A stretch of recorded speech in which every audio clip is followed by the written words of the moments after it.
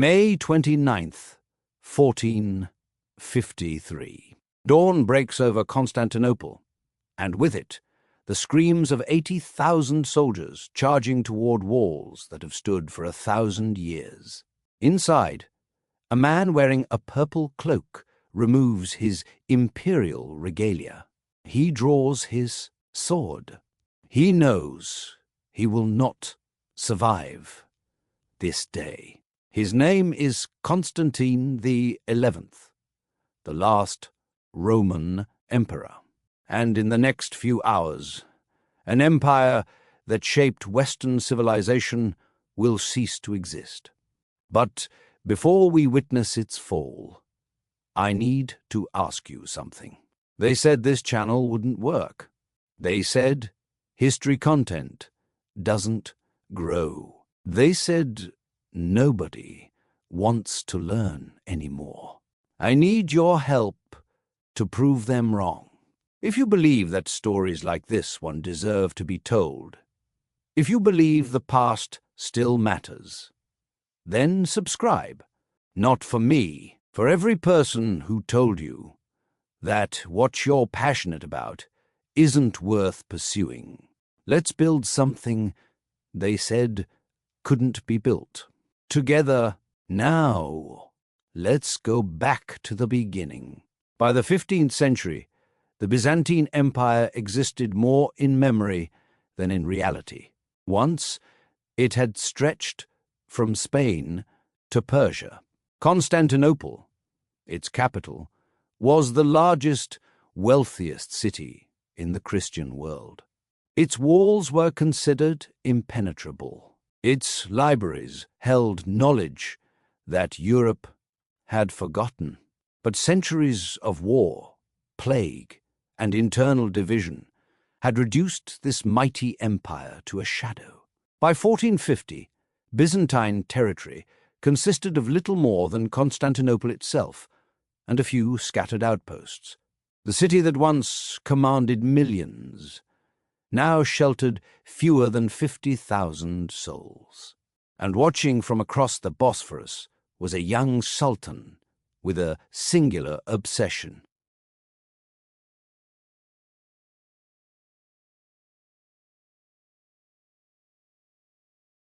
Mehmed II was 19 years old when he took the Ottoman throne for the second time.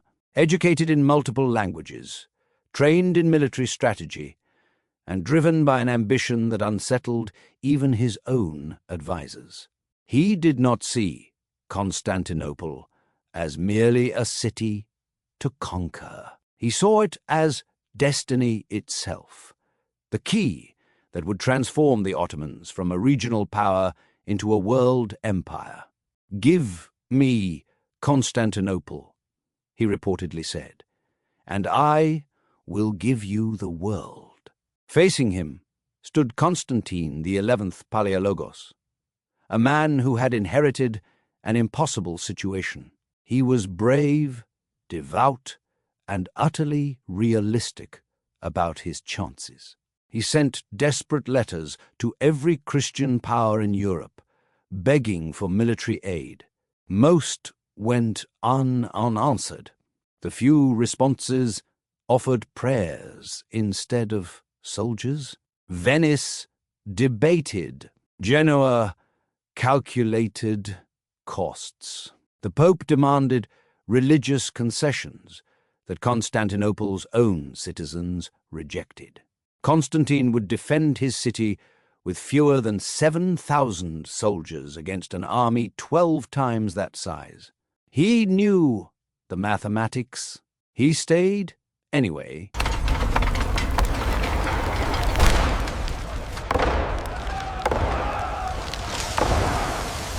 Mehmed's preparations were methodical and terrifying. In 1452, he constructed Rumelihisarı, a massive fortress on the European side of the Bosphorus. Its purpose was simple: strangle Constantinople's supply lines from the Black Sea. Any ship attempting to pass without permission was sunk. Then came the weapons. A Hungarian engineer named Orban had offered his services to Constantine I. The emperor couldn't afford him. So Orban went to Mehmed, who paid handsomely. The result was a cannon, unlike anything the world had seen. 27 feet long, capable of firing stone balls, weighing over half a ton. It required 60 pasanxen and 400 men just to move it. When tested, the blast could be heard 10 miles away. By early 1453, Mehmed had assembled over 100,000 troops, 70 cannons, and 126 ships. Inside Constantinople, defenders stretched chains across the Golden Horn to block naval attacks. They reinforced ancient walls. They rationed food. They prayed.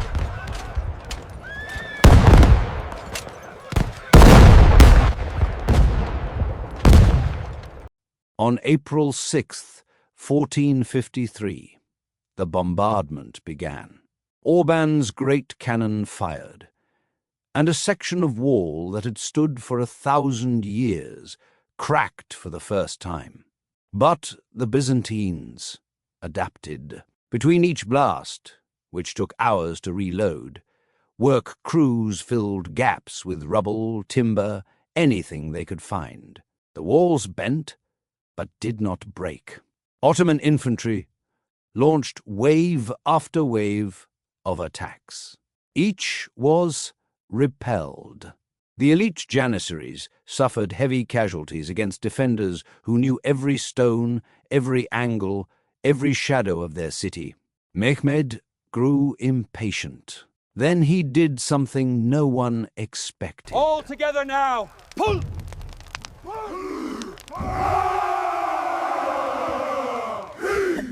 The Golden Horn, the inlet protecting Constantinople's northern walls, was blocked by a massive chain.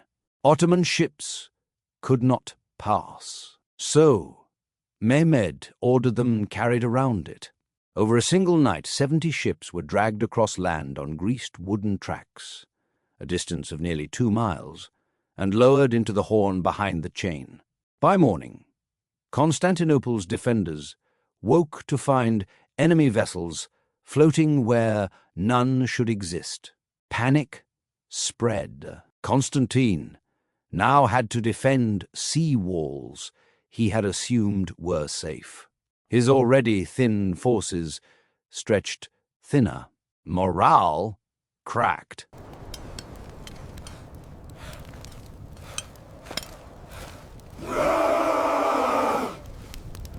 By late May, both sides were exhausted. Ottoman soldiers had died by the thousands. Byzantine defenders had not slept in weeks.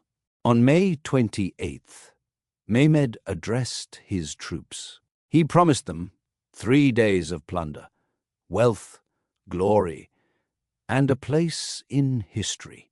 That night, Constantinople held one final religious procession. Orthodox and Catholic Christians, who had feuded for centuries, walked together through the streets, singing hymns, preparing for what they knew was coming. Constantine reportedly told his men, "A city which has been so great and glorious shall not fall to a nation of infidels. Let us die with honor." At 1:30 a.m. on May 29th, the assault began.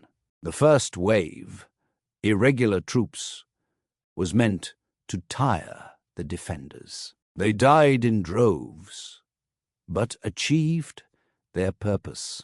The second wave, Anatolian regulars, pushed harder. Still the walls held. Then came the Janissaries, fresh, disciplined, relentless. They attacked the weakest point near the gate of St. Romanus. During the chaos, the Genoese commander Giovanni Giustiniani was wounded and carried from the wall. His men, seeing their leader fall, began to retreat. A small gate, the Kerko Porta, had been left open by accident or treachery. Ottoman soldiers poured through. Constantine XI charged into the breach with his remaining guards. He was never seen again. His body was never identified. By sunrise, the Ottoman flag flew over the city. The Byzantine Empire, heir to Rome, guardian of classical knowledge, bridge between ancient and modern, ended that morning. But history does not stop, transforms. Mehmed entered the city not as a destroyer, but as a builder. He renamed it Istanbul. He preserved the Hagia Sophia, converting it into a mosque. He invited scholars, artists, and merchants from across the world. The city that fell in 1453 would rise again, as the heart of an empire that would last another 500 years. What Constantinople lost in blood, Istanbul inherited in ambition, and the knowledge that fled westward, carried by Byzantine refugees, would help ignite the Renaissance. One empire ended, another began. The world was never the same. Every wall falls eventually. What matters is what we build from the ruins. If this story moved you, if you want more like it, subscribe and hit the bell. History has 1,000 more battles to tell. Let's explore them together.